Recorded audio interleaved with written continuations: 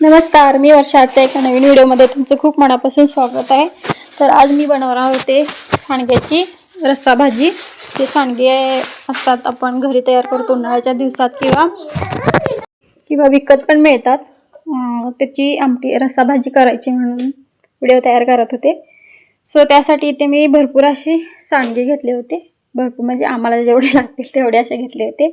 तर ह्याच्यासाठी स्टिक आहे की ते आमटीमध्ये रस्सा भाजीमध्ये फुटतात. एकेकांचे सांडगे जास्त शिजले जातात आणि फुटतात. ते फुटू नये म्हणून त्याच्यासाठी आपण जास्त तेलामध्ये सांडगे तळून घ्यायचे, म्हणजे भाजून घ्यायचे छान, म्हणजे सांडगे आमटीमध्ये किंवा भाजीमध्ये फुटत नाहीत. सो हे त्याच्यासाठी मी आज भाजी ती करणार होते, पण मध्ये जरासा व्हिडिओला प्रॉब्लेम झाला. अचानक हे भाजून झाल्यानंतर व्हिडिओ मला वाटलं सुरूच आहे, पण व्हिडिओ बंद झाला होता. का माझं सुरू करायचं राहिलं होतं का आपोआप बंद झाला तेच कळालं नाही. पण जे मेन होतं ते तुम्हाला दाखवलं आहे व्हिडिओमध्ये. तो त्यासाठी मी इथं कढईमध्ये ज्या कढईमध्ये हे सांडग्याची भाजी करणार होते त्यातच तळून घ्यायचे. वेगळं तळायची काही गरज नाही सांडगे. सो इथं भरपूर असं तेल घेतलं होतं मी कढईमध्ये.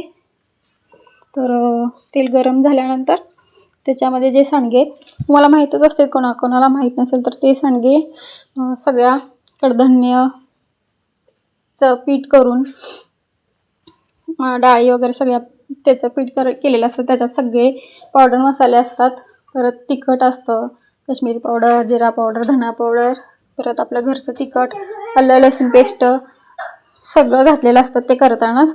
त्यामुळे ह्याच्यात एक्स्ट्रा असं पावडर मसाला घालायची काही गरज नसते. फक्त तिखटसाठी आपल्या घरचं तिखट, मीठ, टमॅटो, कांदा घालून ह्याची आपण भाजी करू शकतो. आणि तुम्हाला जर एक्स्ट्रा असं आणि काही घालायचं असेल तर खोबऱ्याचं वाटण घातलं तरी पण आणखी जरा छान होतं. सो साध्या पद्धतीने केलं तर त्याची टेस्ट छान लागते असं मला वाटतं. तर इथं बघा मी तेलामध्ये सगळे सांडगे असे भाजून घेतलेत. छान असे पूर्ण असे काळे करायचे नाहीत, नाहीतर कडू कडू लागतात. सो भाजून घ्यायचे. त्याची स्मेल भाजताना इतकी सुंदर येते, खूप छान येते. त्यावेळेसच खाऊ वाटतात एवढे छान येते. सो इथं बघा छान असे मी भाजून घेतले सगळे सांडगे. असं जरासा ब्राऊन कलर आला इथंपर्यंत भाजायचे सांडगे. पूर्ण असे काळे काळे करायचे नाहीत, नाहीतर कडू कडू होते सगळी भाजी.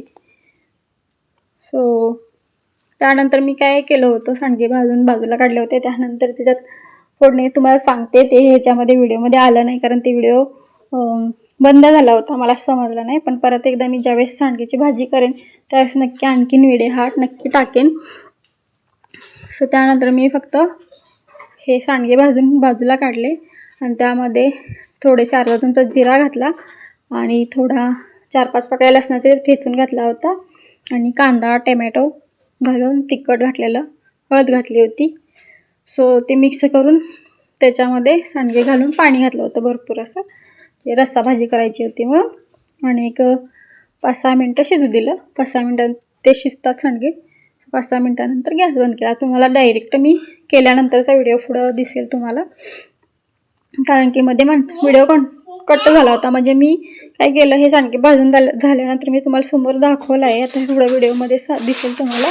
दाखवल्यानंतर मी परत कॅमेरा ह्याच्याकडे फोडणी द्यायचं असा केला होता, पण तुम्ही बंद करून केला का सुरू करून केला तेच मला नाही समजलं. इथं बघा मस्त असे ब्राऊन कलर येईल इतपत मी सांडगे भाजून घेतले, म्हणजे ते रस्सा भाजीत किंवा आमटे तुटत नाहीत. आणि बस स्मेल तर किती छान येतो त्याचा. सो तुम्ही पण अशा पद्धतीनं करत नसाल तर करा. आणि हे जे आमटी किंवा रस्सा छान होतो, सुक्या भाजीपेक्षा रस्साच ह्याचा छान होतो, त्याची टेस्ट छान असते. इथं बघा मी केली आहे रस्सा भाजी सांडग्याची. सो आजचा व्हिडिओ कसा वाटला तुम्ही नक्की मला कमेंट करून सांगा. आवडला असेल तर व्हिडिओला लाईक, शेअर, कमेंट आणि सबस्क्राईब करायला विसरू नका. बाय, धन्यवाद.